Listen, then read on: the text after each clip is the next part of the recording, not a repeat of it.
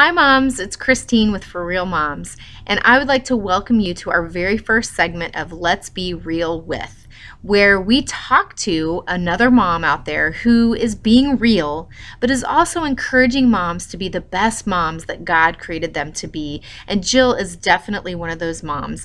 And so I'm excited to start our very first Let's Be Real with Jill Savage.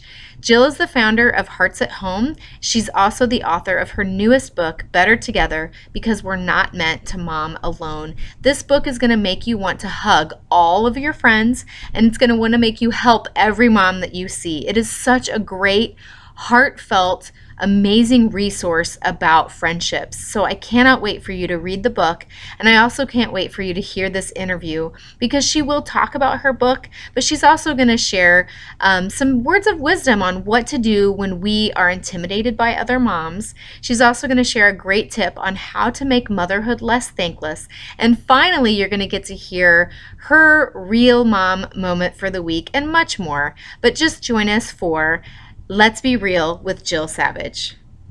And so, Jill, thank you so much for agreeing to do this interview. We really appreciate it.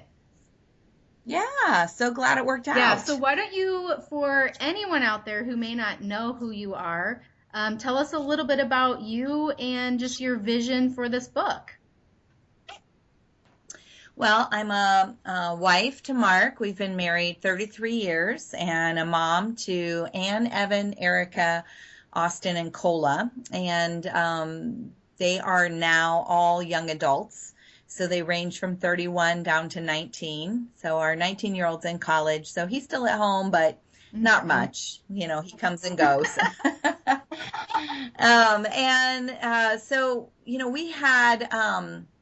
So Better Together Because You're Not Meant to Mom Alone is a Hearts at Home book. And Hearts at Home is an organization I lead and have been doing that for 23 years. Hearts at Home started out of my own need as a mom because honestly, I felt better equipped to be a music teacher, which is what I went to college for, than to be a mother, which is what I was doing full time at the Mhm. time.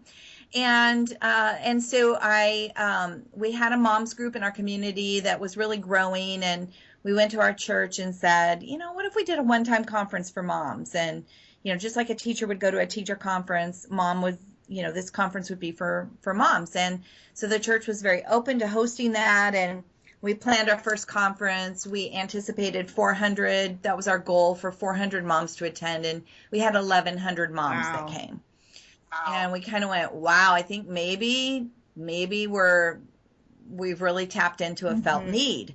So eventually, we actually planned another conference. And the second year, we had 2,800 moms that came. The third year, 3,400. The next year, 4,500, 5,400, 6,300. It's Wow. crazy. Wow. And so, in the midst of that, Hearts at Home became a nonprofit organization that stood on its own 2 feet. And and then we began to realize that by publishing, we could go places and encourage moms that we couldn't encourage with our conferences, because we can't take our conferences all Hmm. over the world, but our books literally can go all over the world. And so Better Together is a Hearts at Home resource, a book that we published in conjunction with Moody Publishers. And the book came out of conversations that I have had with my own two daughters. So I have both of my daughters are married and have children. So they're both moms themselves. And, finding friendships has not always been the easiest for them. And I found it to be challenging as well. So my oldest daughter and I decided that we would work on the book together. And we began to dig into this concept of building your mom Hmm. tribe. And how do you find it? Uh, how do you build it? And then how do you nurture it? And keep it going for the long haul. And so that's ultimately what Better Together is all about, is the friendships of moms, building that mom tribe, and understanding the power of community, that we are all truly better together. Absolutely. This book spoke to my mommy's heart because just in reading it, I can just see so many different seasons of my life and just how friendships have kind of ebbed and flowed throughout. And it was a really powerful book for me. And I just know that every mom is going to be encouraged by it. I love that title too, The Better Together. Like, you're just not meant to mom alone. I love that you've turned the mom into a verb. It's just great, because we're not meant to mom alone. Uh, No. In fact, for the longest time, we were actually the original title we worked with was Momming uh-huh. Together. So we completely were making up a word there too. But we decided to go with Better Together. And yeah, because, and a lot of us are doing this alone. We're doing things alone that maybe we don't have to, and we have never thought Right. about it. And that's one of the things we really talk about in Better Together is because, 100 years ago, women did their laundry Mhm. together. They cooked together. They quilted together. And when they were doing those things together, they were having conversation. They were sharing Mhm. wisdom, sometimes hard earned wisdom. They were passing along Mhm. tips. And so, one of the things that we really talk about is, what are you doing alone that you could be doing with another Mhm. mom? What if, once a month you did a freezer cooking day? What if you were more intentional about trading sitting and taking care of each other's kids so you could each go on a date with your husband maybe every other week? What when my kids were little, I had a girlfriend and we were laundry partners. I would go to her house on Tuesday and we would do her laundry, and she'd come to my house on Thursday and we would do my Mhm. laundry. And so we were better together that way. And there might or might not have been cookie dough involved in both of those days. So anyway, that's why we really wanted to encourage moms to think outside the box and maybe pursue community a little bit more intentionally. Yes, and I agree because I looked at this book as a resource. Like as I was reading it, I was thinking, this really is a resource. You list so many ideas, like for any mom out there that's seeking friendships to finding where to find mom friends, to how to build the friendships that they already have. I mean, you just give idea after idea after idea. I mean, there's just so many ideas that you give. Like I feel like any mom can find something that would work for their personality. And oh, which by the way, I love how you talk about the different personality types of moms too, and just learning about your own personality. It's just such a great resource. It really is. I think that's one of the unique things about Better Together is the whole personality Mm-hmm. piece. We do offer in the back of the book a mothering personality inventory that women can take, and they can find out what their mothering personality is. But then we encourage them to have their friends take it too, so they can find out what their mothering personality is. And our tendency is we become intimidated by each other and our strengths when it's maybe, when I have a girlfriend and her strength is one thing, but I don't have that strength, I become intimidated by her. And our call to moms is don't be intimidated. Be fascinated by those differences and recognize that we need each other to fill the gaps in our lives. So my girlfriend, well, one of the things we talk about in there is like, for instance, are you an innie or an Mm-hmm. outie? And we're not talking about belly buttons. We're talking about how you organize your stuff. So an innie is going to probably file, and an outie is probably going to Mm-hmm. pile. And so I tend to be an outie. So if I have a girlfriend who's an innie and I go to her house, I can very easily begin to go, I don't Mm-hmm. measure up. I mean, I have clutter. She doesn't. How does she do this without clutter? I don't understand that. But if I understand that no, this is who I am. I am naturally, my temperament, my personality is that if things are out of sight, they're out of Mm-hmm. mind. That doesn't work for her. If things are out of sight, she knows where they are. She knows what she did with them. And so we're just two different people that operate in two Right. different ways.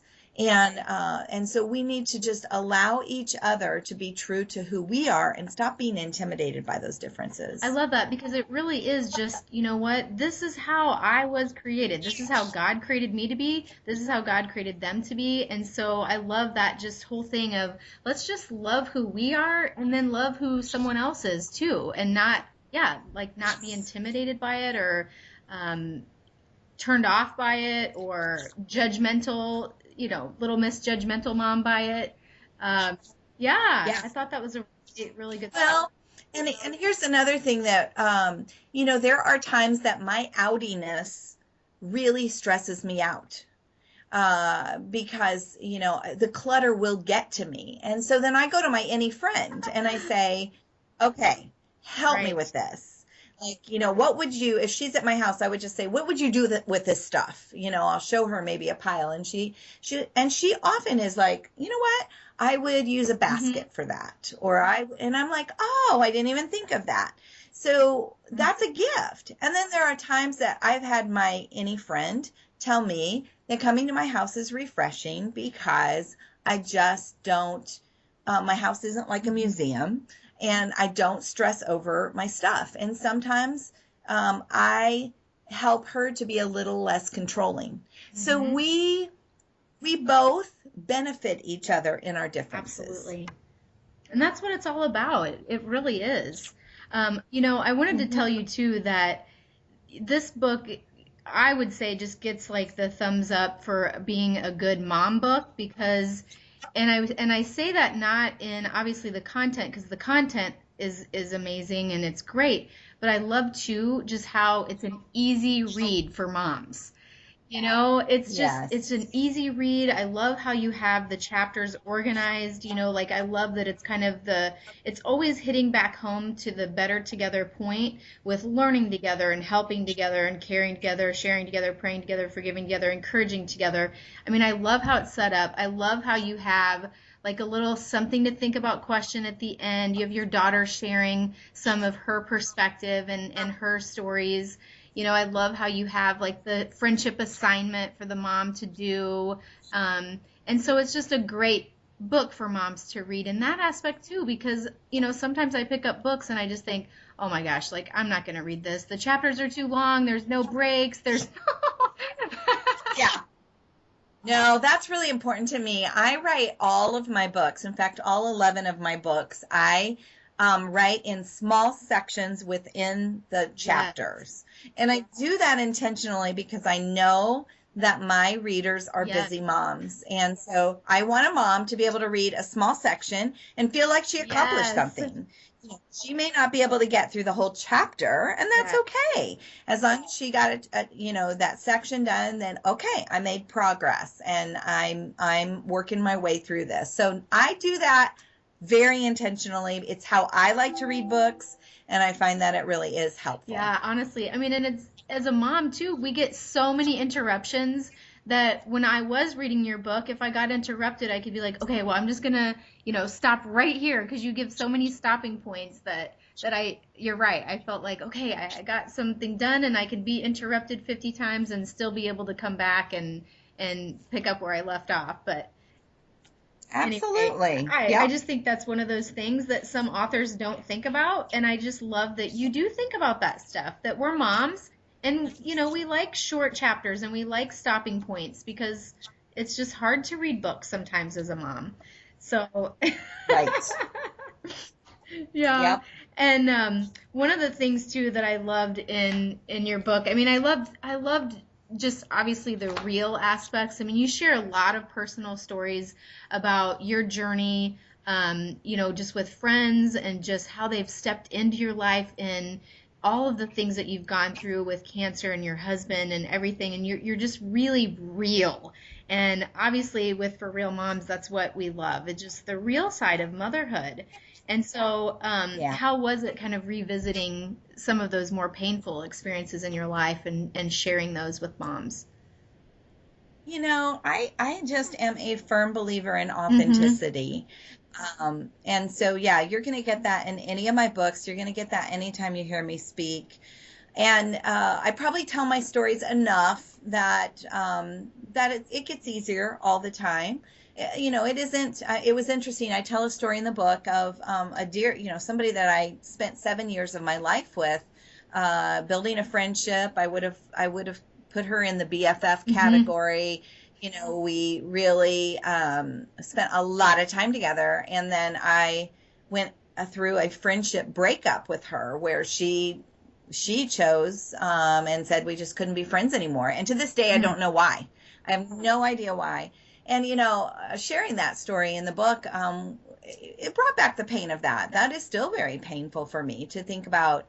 Gosh, I invested 7 years and we laughed and cried and spent life together, and I still don't know what went wrong with that. And so, yes, there are moments that are very, very painful, but I think it's important to share those stories. And that's one of the things we talk about in Better Together is the importance of sharing your stories, because the more we share our stories, the more other moms know they're not Mm-hmm. alone. And so, I am sure that there are women that will pick up my book and they've had a friendship breakup and they don't even know why. They have no idea what Right. happened. And there are others that have maybe been in a difficult situation in their marriage and have needed friends to help carry them through, like I Mm-hmm. was. Women have gone through cancer. And so my story may not be exactly the same, but usually when we share our stories, others are able to insert their stories into our experiences. And so it's a very powerful opportunity for us to encourage one another by sharing, our Mm-hmm. I experiences. know. I love that you emphasize those four words, you are not alone. That's a really Mm-hmm. powerful thing for every mom to hear. And that's one of the things that I love the most when I was first asked to join a mom's group whenever I had just had a baby and was totally lost. My marriage was falling apart, and I just thought, oh my gosh, like this motherhood thing is not what I thought it was going to be. But as the Uh-huh. minute that you start sharing little snippets, the most amazing thing happens because you do get that eye contact, you get the nodding, you get the, I totally understand, I've been there, and then you all of a sudden realize, wait a minute, oh my gosh, like I'm not the only one. And so that part really spoke to me too. Like you are not alone. Every mom struggles and every mom has difficulties in their life, even outside of being a mom, that you may not be aware of until you reach out and take that friendship to the next level. Right. Exactly. One of the things we talk about is that our I was mortified moment can become somebody else's I was encouraged Yes. moment when you hear about that. And we all need those Me Too moments. That is so powerful to hear. Me Mm-hmm. too. It can, Yeah. yeah, it can just really make you feel better. And, I mean, I've even had moments where I've heard a speaker speak and, she'll share something like some sort of a struggle. And there's just something about like somebody else going through the same struggle where you just, it brings you almost a weird sense of joy, you know? You know I what I know. mean? Like you don't want to be happy that that person's going through it, but you're just like, oh my gosh, like there's somebody else, and you just kind of feel happy. I don't know. That's Yes. just weird. No, I understand exactly what you're talking about. Oh, well, one of the many lines that I loved in your book was motherhood is a thankless job. My head was just nodding in full agreement, because I went from being a teacher, which was a thankless job, to being a mother, which is a thankless job. And so I would just love to hear some words of wisdom about how, like, the tired mom out there who just thinks, oh my gosh, this is such a thankless job. Like, give some encouragement of how someday, that it is all going to pay off. Right, right. Well, I think that one of the things we have to do is we have to look behind why we do some of these things. I know for me, okay, one of the most thankless thing is that it just seemed like I was always in the kitchen. I'm making a meal, then they want a snack, then they want a meal, then they want another snack, then they want another meal, then they want, I mean, it's just like, stop, stop, the kitchen is closed. And so I think that it's really important that we say, okay, I know that they need food in their stomach, and I understand that feeding them has a physical Hmm. purpose, but it also has some other purposes. For instance, I am in the kitchen a lot preparing food because I want my family to sit down together and have great Hmm. conversation. So our meals are also relationship building Hmm. time. So, I think that is really helpful in those thankless moments of going, for us to move beyond what seems like the most logical purpose behind what we do. Maybe you're in the taxi cab season of motherhood where you just feel like all you do is drive your kids from one activity to another. So is it all about driving them from one activity to another, or is it about giving them opportunities to learn what their strengths are and what their Hmm. interests are? See, so when we can attach that bigger reason behind why we do what we do, I think it helps to move those thankless jobs into a new perspective in our mind, and it helps us to understand why what we're doing is so very important. And I think another piece of that is, you know, it is much of motherhood is thankless. Here's the other piece: nobody is going to give you time Hmm. off. Nobody is going to take care of you. You have to learn how to take care of yourself. And that is really, really, really important, I think, for every mom to understand, is that she needs to take care of herself. She needs to know what fills her Hmm. bucket. And then she needs to pursue it and put it in her life, in her activities, in her routine on a regular basis, proactively, before her tank gets Yes. empty, instead of reactively after she's when she's out of gas and then she's a Right. mess. Yeah, I love that. I love that shift in focus of, instead of looking at, oh, this is all I'm doing, it's like, no, what does this mean? Yeah, what's the meaning behind this? It's kind of a shift in focus too of, my family's not taking my time, like I'm giving my time to them. Right. So I like that shift, like even with Hmm. something as like mealtime, because you're right, we are in the kitchen a lot. Either we're preparing a meal, we're cleaning up a meal, or we're getting ready Yes. for the 10th snack of the day and crumbs and everything. But I love that thought of just shifting our focus to being, yes, we want to give our kids healthy, nourishing food, but we're also providing time for us to spend time together. And I love that. I'm going to take that and put that in my mind whenever I start getting frustrated in the kitchen. Yes, we really have to do that. And in those moments, in the same way, when we do take time for ourselves, we can't see it as taking time away from our Right, family. Because you see, when I take care of myself, I take care of my right. family. And I'm more patient, I'm kinder, I am in a much better place to be able to serve and to give.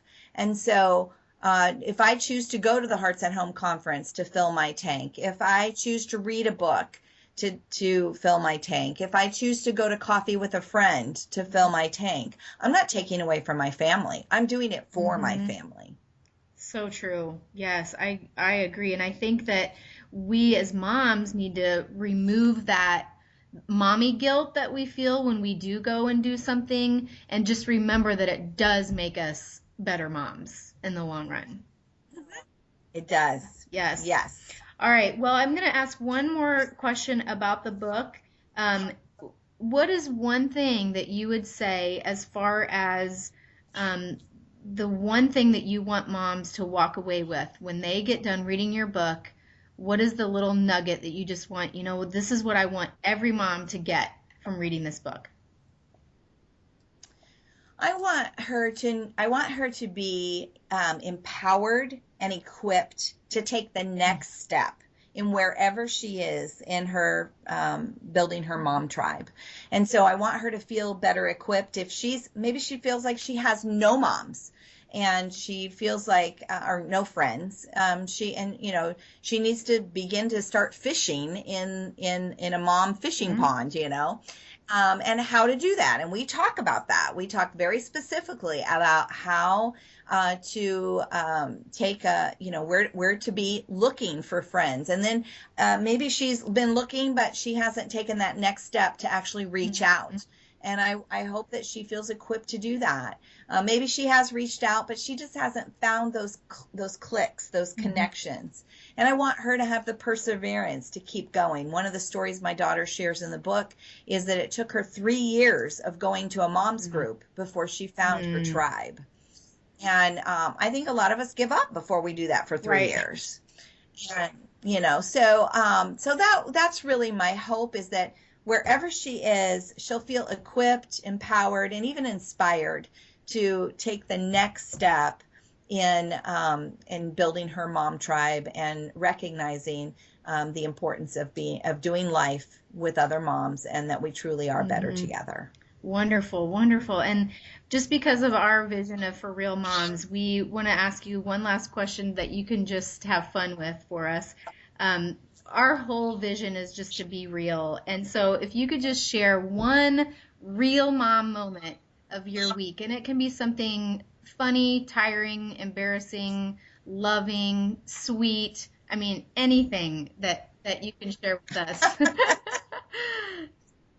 Well, how about I just tell you that there are about 7 loads of laundry waiting for me to tackle, and it is bad. Right now, I can't even find some of the furniture in my bedroom because there are clothes laid all over it. And I can function like that for a little while, but it's starting to really bother me. So I will. That's my plan over the next few days. Is I am declaring war on the laundry and the clutter in my bedroom. So. Oh, nice. You have spoken like my nemesis is laundry, man. I just, whoo, yeah, I can't stand laundry. But you know what? I do like your tip of like doing the laundry day with a friend. That would be really fun. I think I'm gonna try that out because yeah, I agree with you on that one. Yeah, that's a fun one. Okay, well, Jill, thank you so much for your time. It was just so wonderful. I know you have the Hearts at Home conference coming up next week, right? Next weekend? Yes, so I Yes. appreciate you taking time out of your busy schedule to talk about your book and encourage moms and just really appreciate it. Thank Okay, you. bye-bye. Bye bye.